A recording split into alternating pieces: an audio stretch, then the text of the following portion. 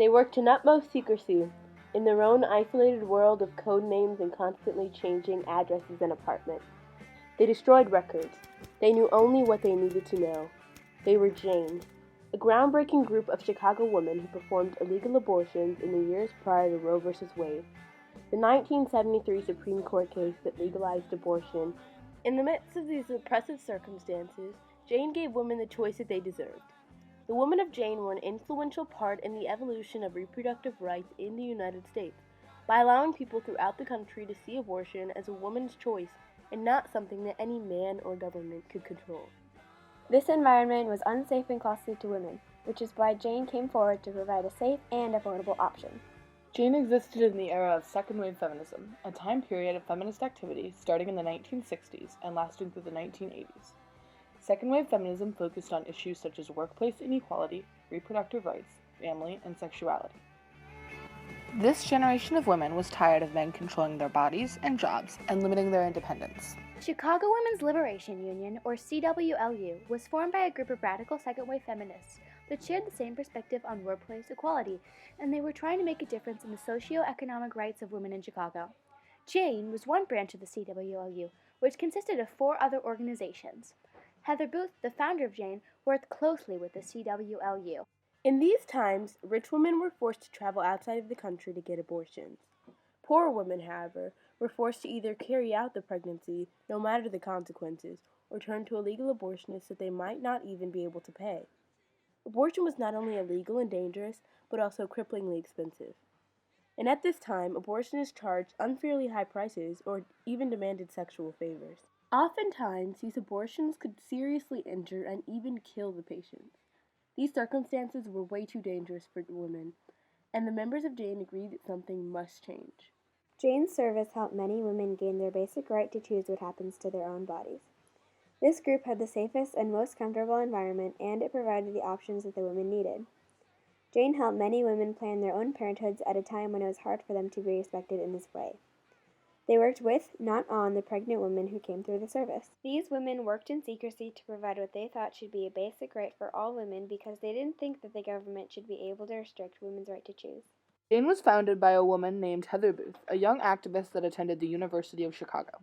When she was in college, there was a program that allowed her and other white students to go down to Mississippi, one of the most segregated states at the time, to help register more African American voters. The focus of that effort was to draw attention by the entire country onto the lives of poor black people in Mississippi. The program influenced Mrs. Booth's view on activism and organization. She firmly believed in equality her entire life. The program in Mississippi furthered her belief that all people were equal and that it was up to everyone to change the status quo. Like many other women at the time, Miss Booth had never really thought about abortion. A friend of mine had been raped at knife point in her bed in off-campus housing. And when she went to student health for a gynecological exam, she was told that student health didn't cover gynecological exams and was given a lecture on her promiscuity. At the time, another friend of Heather's reached out to her desperate for an abortion. She was nearly suicidal with grief over the prospect of being forced into motherhood. Miss Booth looked for a safe and inexpensive abortionist who could help her friend. She found T.M.R. Howard, the founder of Friendship Clinic on 63rd Street in Chicago, Illinois. He agreed to do the abortion. Miss Booth's friend's abortion was successful, and for the time Heather forgot about the procedure. Then someone else called, and this trend continued. Heather Booth started to realize that abortion wasn't an isolated issue like pro-life activists wanted to make women believe. In fact, 1 out of every 3 women of reproductive age will have an abortion. That is when Heather Booth realized that she needed to act. Heather began a referral service with Dr. Howard as the abortionist. They worked out an agreement where women would always be able to get an abortion regardless of their social class.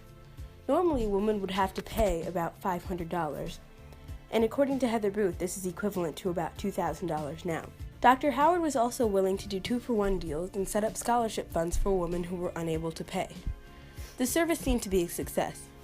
That was until Heather read in the Defender that Dr. Howard had died.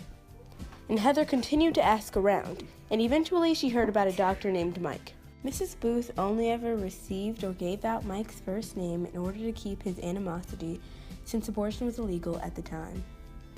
She was very afraid because she didn't know this abortionist. And Heather met with a female representative of Mike.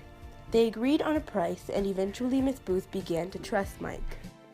Jane mostly gained exposure through word of mouth.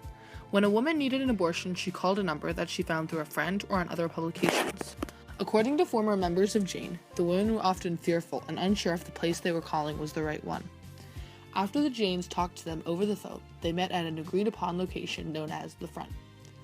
One thing that set Jane apart from doctors and hospitals performing abortions was the environment. Jane members realized that abortion should be thought of as a woman's personal decision and not as a medical procedure. Eventually, there were so many women coming through Jane that Mike could no longer keep up with the demand on his own. And as it turned out, Mike wasn't even an actual doctor. The women of Jane thought that if Mike could perform the abortions without legal qualification, then so could they. Mike agreed to train the women as abortionists, and eventually Mike was no longer needed by the women, and the Jane operation was run solely by women. And here was this ordinary person who was doing this abortion. And then the next step was, if he could do it, we could do it. Most of the time, the police in the neighborhood tended to ignore Jane. They'd even sent their own daughters, girlfriends, and wives to Jane for abortions. The police tended to turn the other way when it came to Jane. Then, one day in 1972, a patient's sister informed the authorities, resulting in the arrest of 7 Janes. These Janes were arrested on charges of committing an abortion, and at the time of arrest, 7 women were in the waiting room, while 2 were undergoing abortions.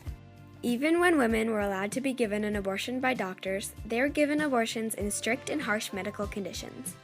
She came out of the hospital after her abortion infuriated. It was one thing to be helpless in the face of a deadly illness. It was another to feel powerless before medical authorities. Jane was different. All Janes were women who could relate to the struggle against the patriarchal community that they all faced. The Janes told the women everything that they needed to know about the abortions. The women went into the abortion informed and comforted by the Janes. She was holding my hand through the whole thing, and she said, "You're fine. You're going to be fine." Jane was part of the movement that led up to the Roe v. Wade ruling. Throughout its years as a major back-alley abortion provider in Chicago, Jane also changed thousands of women's lives by allowing them to control their own futures. Jane was a help to women across Chicago. They gave so many women the choice they deserved when they weren't allowed to have it. The women of Jane performed about 11,000 illegal abortions from 1965 to 1973, before the Roe v. Wade decision. This group of second-wave feminists was groundbreaking in terms of what it provided for women, especially women without many options.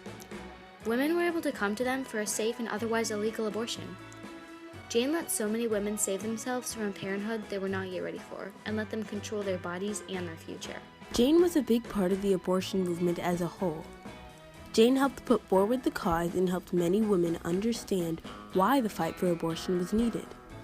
It framed the issue, not in terms of privacy and sexual relations, and not in the neutral language of choice, but in terms of a woman's freedom to determine her own destiny as she defined it, not as others defined it.